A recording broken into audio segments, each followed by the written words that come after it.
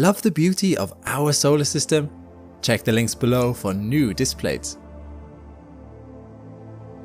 It's been 6 years since Juno began orbiting Jupiter. During that time, the probe has been busy gathering incredible images and data from the gaseous giant. Veterans of this channel may remember videos I released on the mission's first and third anniversaries, but a lot has happened since then.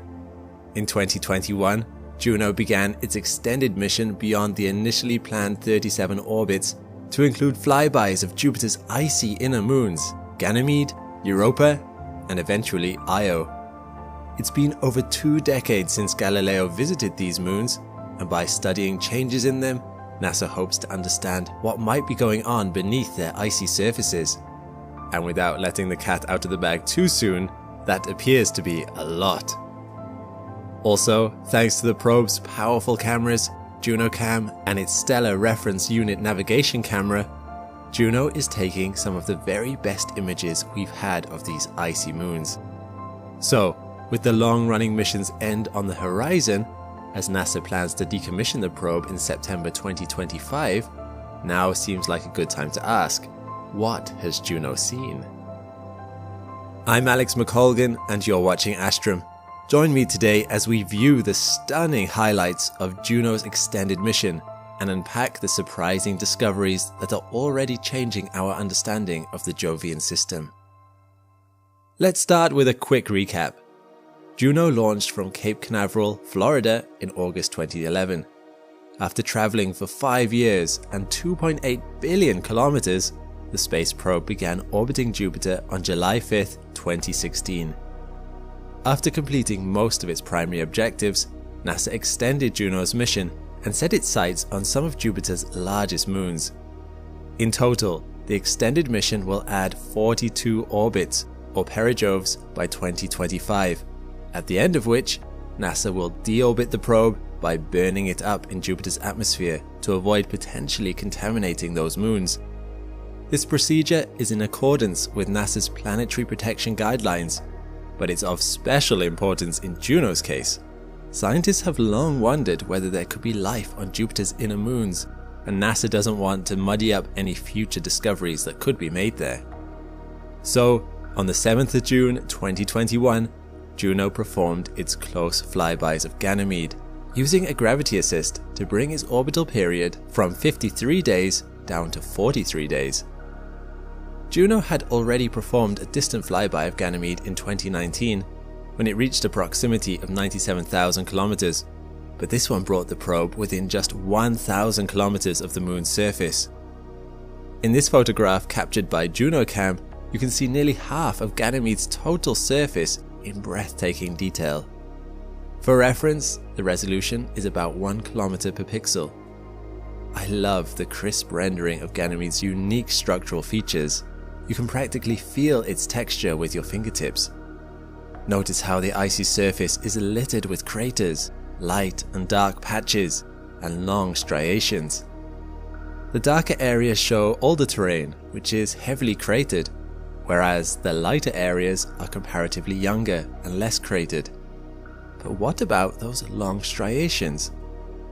We know, based on previous data, that Ganymede contains at least one vast, salty subsurface ocean beneath its icy outer layer, which some speculate could be suitable for life. Scientists think that these long structural features might reveal faults produced by tectonic movements generated by heat from the moon's iron-nickel core, but this is a subject of ongoing research.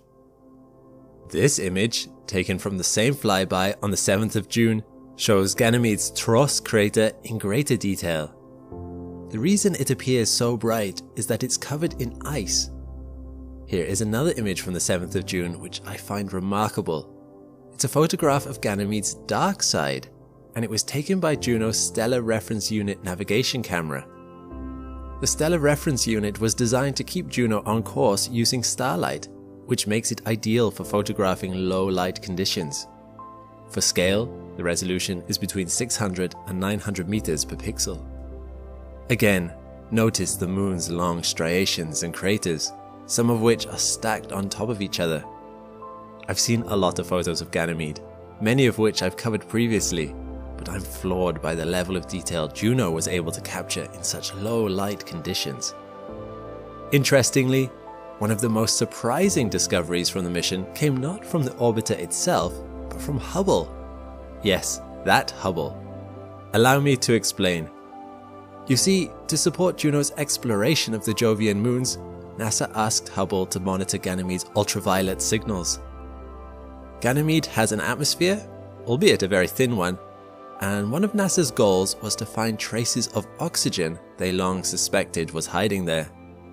Nearly everyone expected to find plenty of oxygen based on previous analysis of the moon's ultraviolet emissions, but much to our surprise, Ganymede's atmosphere had very little oxygen in it. What they found instead was a whole lot of water vapor. This discovery led to a significant revision of our model of Ganymede's atmosphere, and could suggest that water vapor might even be present in the atmospheres of icy bodies throughout the solar system. After visiting Ganymede, Juno made its flyby of Europa on the 29th of September 2022, which gave the probe a gravity assist that shortened its orbit to 38 days. Here is a dramatic image from the flyby, taken at a distance of 351 kilometers. It shows a portion of Europa just north of the equator. What I find extraordinary here is the day-night boundary known as the terminator. The deep shadows really accentuate the ridges, troughs and craters that riddle the moon's surface, showing it in almost three-dimensional relief.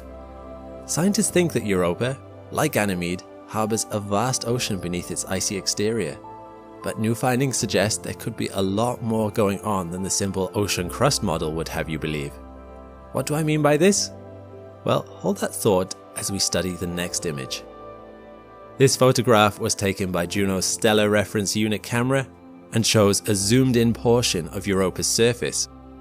It was taken during the moon's night from a distance of 412 kilometers. With a resolution of 256 meters per pixel, this is the highest resolution image that Juno took of Europa. At a glance, your first thought might be, what am I looking at?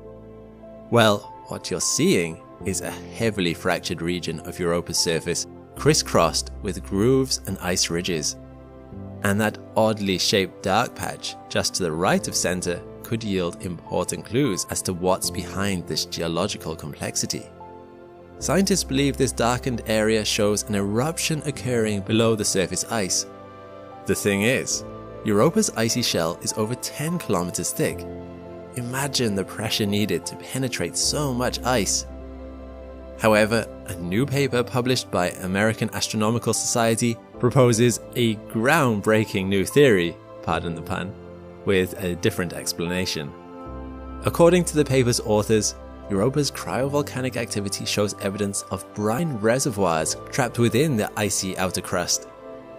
This would mean that, far above the moon's subsurface ocean, there could be lakes of high salinity brine that slushes about, expanding the surrounding ice like a balloon and bursting through on occasion.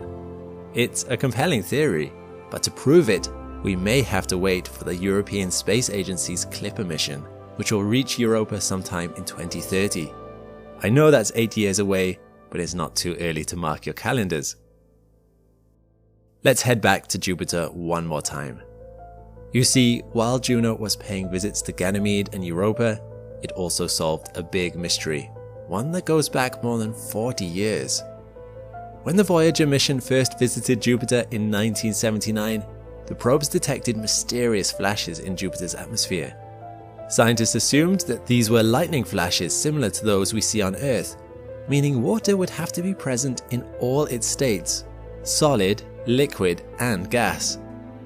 Given what we know of Jupiter's atmosphere, this would put the storms at least 45 kilometers below the visible cloud tops. However, Juno disproved this theory, and the truth is stranger than we imagined. Juno's Stellar Reference Unit camera saw something weird: nighttime flashes at a far higher altitude than we thought possible.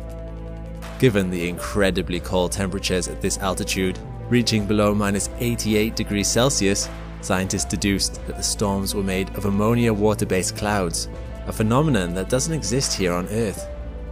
In these strange and violent thunderstorms, the ammonia acts like an antifreeze, forming a solution of 2 parts water, 1 part ammonia, that remains liquid despite unimaginably cold conditions. And apparently, as these thunderstorms produce powerful lightning strikes, they are raining down massive hail made of water ammonia slush, an unusual precipitation that scientists are calling mush balls. Jupiter is a strange planet, and the more we learn, the stranger it gets. So there we have it, some of the best highlights of the trailblazing Juno mission since we last checked in.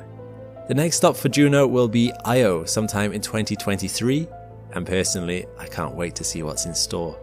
Juno has vastly exceeded my expectations every step of the way, and if Ganymede and Europa are any indication, our understanding of Io is about to get a whole lot more interesting. Juno has returned some crisp, amazing images. If you're like me, one of the things you love about space is the incredible beauty of the vistas we find out there. Our solar system is filled with views of planets and other objects that make my jaw drop in awe. If that's true for you too, then I'm excited to introduce the sponsor for today's video, myself. I'm happy to announce that I've released 2 brand new collections of disc plates showcasing 11 different objects in our solar system, celestial bodies that I find really exceptional. Each comes in 2 different styles, zoomed in planet horizons, or full planet discs with their accompanying moons, all based on real imagery where it was available. I love how they've turned out, so much so that I've put them up in my own house too. Use my link in the description below and you'll even get them with a 20% discount automatically added at checkout. Give it a click and see for yourself. Thanks for watching. If you enjoy recaps of spacecraft missions, be sure to check out this playlist here for a lot more.